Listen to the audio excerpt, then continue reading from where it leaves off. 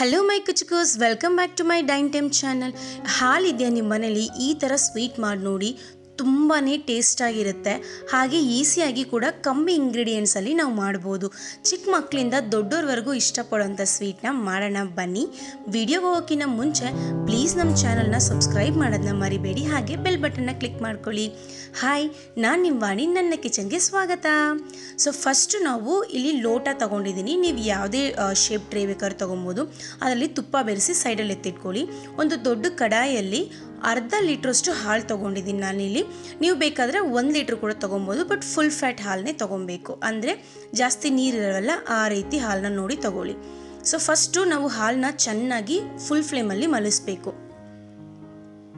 So once ಹಾಲು ಉಕ್ಕಿ ಬಂದಿದ ತಕ್ಷಣ ನಾವು ಮೀಡಿಯಮ್ ಫ್ಲೇಮ್ಗೆ ಚೇಂಜ್ ಮಾಡ್ಕೊಳ್ಳೋಣ ಸ್ಟವ್ನ. ಸೊ ನೋಡಿ, ಮೀಡಿಯಮ್ ಫ್ಲೇಮಲ್ಲಿ ಒಂದು 2 ನಿಮಿಷ ನೀವು ಚೆನ್ನಾಗಿ ಬಾಯ್ಲ್ ಮಾಡಿದ್ರೆ ಈ ಥರ ಕೆನೆ ಎಲ್ಲ ಬಿಟ್ಕೊಳ್ಳುತ್ತೆ. ಕಾಣಿಸ್ತಿದೆಯಾ? ಈ ಸ್ಟೇಜಲ್ಲಿ ಚೆನ್ನಾಗಿ ಮಿಕ್ಸ್ ಮಾಡಿಬಿಟ್ಟು ನಾವಿಲ್ಲಿ 1 ಟೀ ಸ್ಪೂನಷ್ಟು ನಿಂಬೆ ಹುಳಿ ಅಥವಾ ನೀವು ವಿನಿಗರ್ ಕೂಡ ಯೂಸ್ ಮಾಡ್ಬೋದು. ಹಾಕ್ಬಿಟ್ಟು ಚೆನ್ನಾಗಿ ತಿರುಗಿಸ್ತಾ ಇರಬೇಕು ಆ ಕೆನೆ ಸಮೇತ. ಸೈಡಲ್ಲಿ ಕೆನೆ ಎಲ್ಲ ಇರುತ್ತೆ ನೋಡಿ, ಅದನ್ನೆಲ್ಲನೂ ತಗೊಂಡು ನೀವು ತಿರುಗಿಸ್ಬೇಕು. ಸೊ ಈ ಥರ ತಿರುಗ್ಸೋಕ್ಕೆ ಸ್ಟಾರ್ಟ್ ಮಾಡ್ತಿದ್ರೆ ಏನಾಗುತ್ತೆ ಅಂದರೆ ಈ ಥರ ನಮಗೆ ಹಾಲು ಒಡೆಯೋಕ್ಕೆ ಸ್ಟಾರ್ಟ್ ಆಗುತ್ತೆ, ಅಂದರೆ ಮೊಸರು ಥರ ಬರುತ್ತೆ. ಸೊ ಇದನ್ನು ಕೈ ಬಿಡ್ದಂಗೆ ಚೆನ್ನಾಗಿ ತಿರುಗಿಸ್ತಾ ಇರಿ.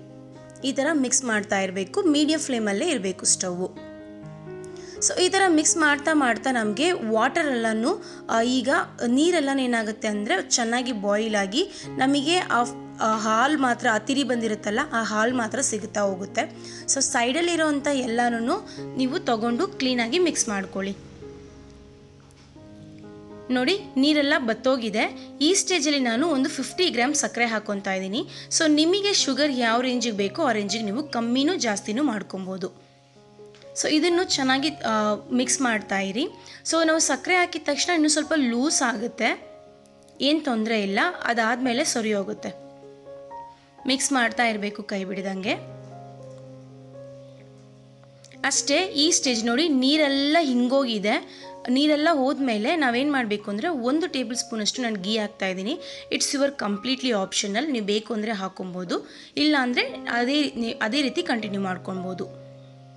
ಸೊ ಗೀ ಎಲ್ಲ ಚೆನ್ನಾಗಿ ಮಿಕ್ಸ್ ಮಾಡೋ ರೇಂಜಿಗೆ ನಾವು ಚೆನ್ನಾಗಿ ಮಿಕ್ಸ್ ಮಾಡ್ಕೊಬೇಕು.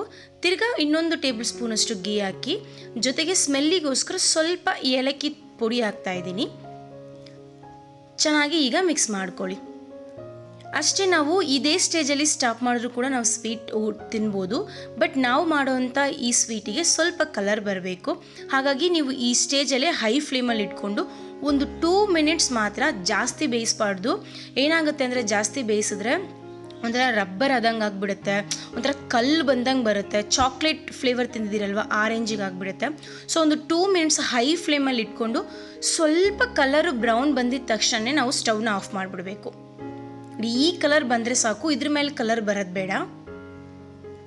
ಈಗ ನಾವು ಲೋಟಕ್ಕೆ ಚೇಂಜ್ ಮಾಡ್ಕೊಳ್ಳೋಣ ಸ್ವೀಟ್ನ. ರೆಡಿ ಮಾಡ್ಕೊಂಡಿರೋಂಥ ಫುಲ್ ಸ್ವೀಟನ್ನು ಲೋಟಕ್ಕೆ ಚೇಂಜ್ ಮಾಡಿ ಈ ಥರ 2 ಸರಿ ತಟ್ಟಿ ಕೆಳಗಡೆ ಹೋಗಿ ಅದು ಸೆಟಲ್ ಡೌನ್ ಆಗುತ್ತೆ. ನೋಡಿ ಬಿಸಿ ಎಷ್ಟಿದೆ ನೋಡಿ. ಇದೇನಾಗುತ್ತೆ ಅಂದರೆ ಮೇಲ್ಗಡೆ ಈ ಬ್ರೌನ್ ಕಲರ್ ಇದೆಯಲ್ಲ, ಸೊ ಒಳಗಡೆ ಅಷ್ಟೇ ಬಿಸಿ ಇರುತ್ತೆ. ಒಂದು ನಮಗೆ ಒಂದು ಡಾರ್ಕ್ ಬ್ರೌನ್ ಕಲರ್ ಸಿಗುತ್ತೆ. ಸೊ ಒಂದು 2 ಅವರು ಸೆಟಲ್ ಡೌನ್ ಮಾಡಿಬಿಡಿ, ಮುಚ್ಚಿಟ್ಬಿಡಿ, ಅದನ್ನು ಡಿಸ್ಟರ್ಬ್ ಮಾಡೋಕ್ಕೆ ಹೋಗಬೇಡಿ. 2 ಅವರ್ಸ್ ಆದಮೇಲೆ ಈ ಥರ ಚೆನ್ನಾಗಿ ತಟ್ಟಿದ್ರೆ ನಮಗೆ ಕೆಳಗಡೆ ಬರುತ್ತೆ. ನೋಡಿ, ನಾನು ಕಟ್ ಮಾಡಿ ತೋರಿಸ್ತೀನಿ. ಮೇಲ್ಗಡೆ ಒಂದು ಕಲರು, ಒಳಗಡೆ ಒಂದು ಕಲರ್ ಇರುತ್ತೆ. ತೋರಿಸ್ತೀನಿ ನೋಡಿ, ಕಾಣಿಸ್ತಿದೆಯಾ? ಡಾರ್ಕ್ ಬ್ರೌನ್ ಕಲರಲ್ಲಿ ಎಷ್ಟು ಚೆನ್ನಾಗಿದೆ ಅಲ್ವಾ ನೋಡೋಕ್ಕೆ. ಸೊ ಇದನ್ನು ನಾನು ಪೀಸಸ್ ಮಾಡ್ಕೊಂಡು ತೊಗೊಂಬರ್ತೀನಿ. ಸೊ ಮೇಲ್ಗಡೆ ಫುಲ್ಲ ಲೈಟ್ ಒಂಥರ ಕ್ರೀಮಿ ಕಲರಲ್ಲಿ ಬರುತ್ತೆ, ಕೆಳಗಡೆ ಫುಲ್ ಅಂದರೆ ಸೆಂಟ್ರಲ್ಲಿ ಫುಲ್ಲ ನಿಮಗೆ ಬ್ರೌನ್ ಕಲರಲ್ಲಿ ಬರುತ್ತೆ. ಮುಖ್ಯವಾಗಿರೋ ಒಂದು ವಿಷಯ ಅಂದರೆ ಜಾಸ್ತಿ ಬೇಯಿಸೋಕೆ ಹೋಗಬಾರ್ದು, ಒಂಥರ ರಬ್ಬರ್ ಆದಂಗೆ ಆಗಿಬಿಡುತ್ತೆ, ಸ್ವೀಟು ಚೆನ್ನಾಗಿ ಬರಲ್ಲ. ಹೈ ಫ್ಲೇಮಲ್ಲಿ 1 to 2 ಮಿನಿಟ್ಸ್ ಮಾತ್ರ ಬೇಯಿಸಿ ಕಲರ್ ಚೇಂಜ್ ಆಗಿದ ತಕ್ಷಣ ನಾವು ಈ ಪ್ರಾಸೆಸ್ನ ಸ್ಟಾರ್ಟ್ ಮಾಡಬೇಕು. ಅಷ್ಟೇ, ಸೂಪರಾಗಿರೋಂಥ ಸ್ವೀಟ್ ರೆಡಿ. ನಮ್ಮ ಮನೇಲಿ ನೀವು ಟ್ರೈ ಮಾಡಿ, ಹೇಗೆ ಬಂದಿದೆ ಅಂತ ಕಮೆಂಟ್ ಮಾಡಿ, ನಿಮ್ಮ ಫ್ರೆಂಡ್ಸಿಗೆಲ್ಲ ಶೇರ್ ಮಾಡಿ. ಮುಂದಿನ ವಿಡಿಯೋದಲ್ಲಿ ನೋಡ್ತೀನಿ. ಬಾಯ್.